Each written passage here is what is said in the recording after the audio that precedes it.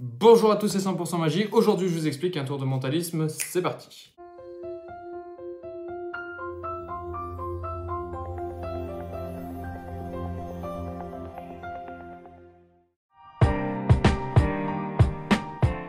Alors, la difficulté avec ce tour, c'est que je ne vais pas pouvoir vous faire de démonstration vu qu'il me faut absolument un spectateur pour le réaliser. Donc, on zappe la démonstration, c'est pas grave, je vous fais directement les explications et en même temps, je vous explique comme je pourrais un peu en quoi consiste le tour. Donc pour ça, vous avez besoin d'une préparation.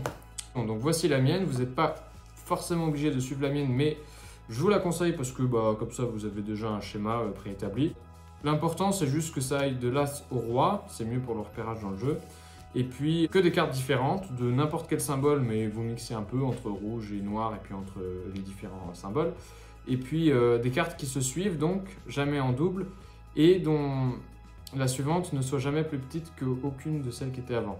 Alors bon, c'est peut-être pas très clair, mais en gros, il faut que ce soit dans l'ordre 300. Vous voyez, vous avez As, 4, 5, 8, 9, Dame, Roi.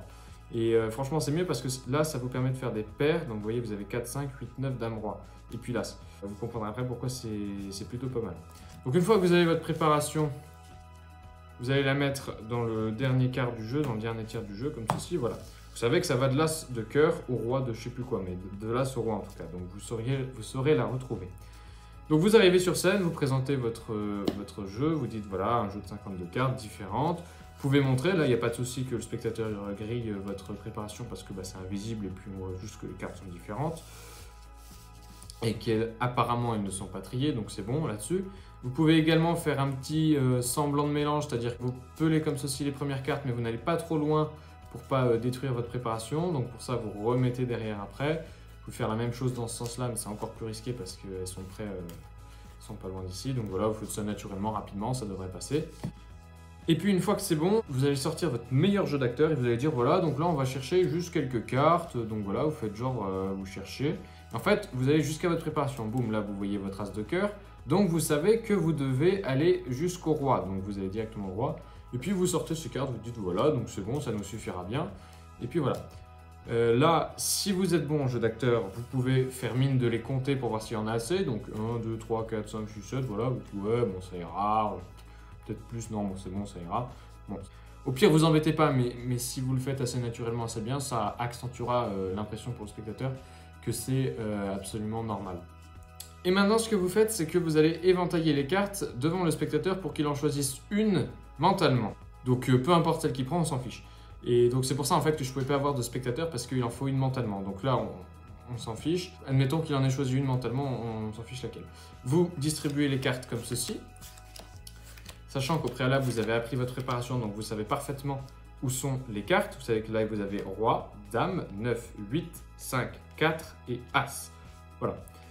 Et ce que vous allez demander à votre spectateur, c'est tout simplement de partir de la valeur numéraire de sa carte.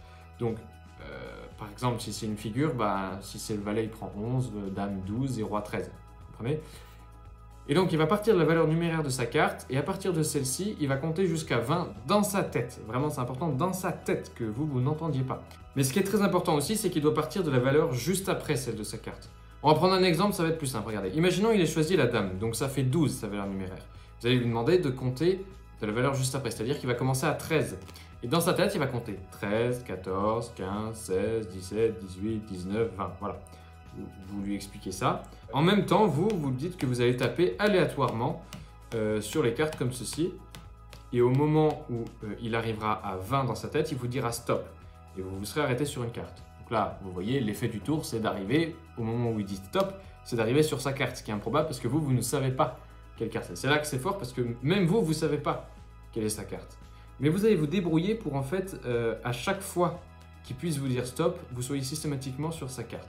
C'est-à-dire que ce qu'il va falloir faire, c'est un petit effet psychologique qui marche quasiment à tous les coups, vraiment 99% des cas, c'est-à-dire que vous allez taper de manière régulière et assez forte, qu'on entende bien le petit tapotement sur les cartes, et bien dans sa tête, il va forcément compter en rythme avec vous. Il ne va pas faire 1, 2, 3, 4, 5, 6, 7, 8, 9, bon voilà. Il va vraiment compter 1, 2, 3, et inconsciemment, il ne va pas s'en rendre compte. Il va compter en rythme dans sa tête.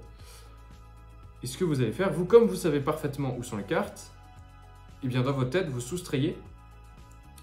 Par exemple, pour le roi, vous savez que c'est 13. 20 moins 13, ça fait 7. C'est-à-dire qu'au 7e coup, vous devez être sur le roi.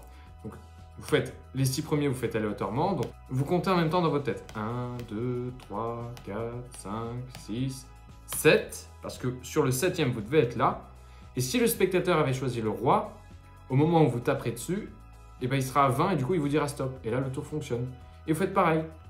La dame, c'est 12, donc 8, 7, 8, 9, 10, 11. Parce que vous savez que là, il y avait le 9, donc 11. Parce que 11 plus 9 égale 20. 12 parce qu'il y a le 8. 13, 14, 15, 16, 17, 18, 19. Et si vous faites ça correctement, eh bien, il pourra vous dire stop à n'importe quel moment. En fait, vous serez toujours sur la bonne carte au moment où il vous dirait stop. Et c'est là qu'en fait, la préparation que j'avais faite au début est plutôt pas mal parce que comme ça vous permet de repérer assez facilement. Regardez, on va faire ça face en l'air. Vous avez roi, dame, 9, 8, 5, 4, as. Non, et bien vous vous dites 7, 8, 11, 12, 15, 16, 19. Voilà, vous apprenez ça par cœur.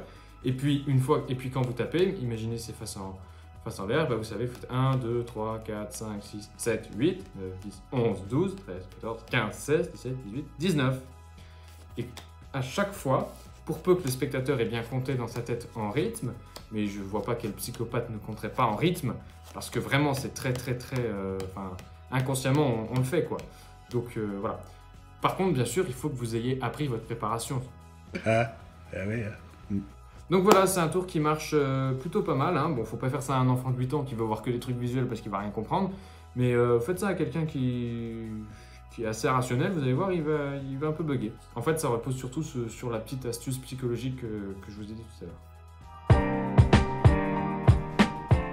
Donc là, on arrive en fin de vidéo. Donc tous ceux qui sont encore là, bah merci. Hein. Peut-être que je suis en train de parler dans le vide, mais si vous êtes arrivé jusque là, ça veut dire que vous êtes assez intéressé par la magie. Donc dans ce cas, vous pouvez liker, commenter, puis aussi vous pouvez vous abonner si vous voulez parce qu'il y a d'autres.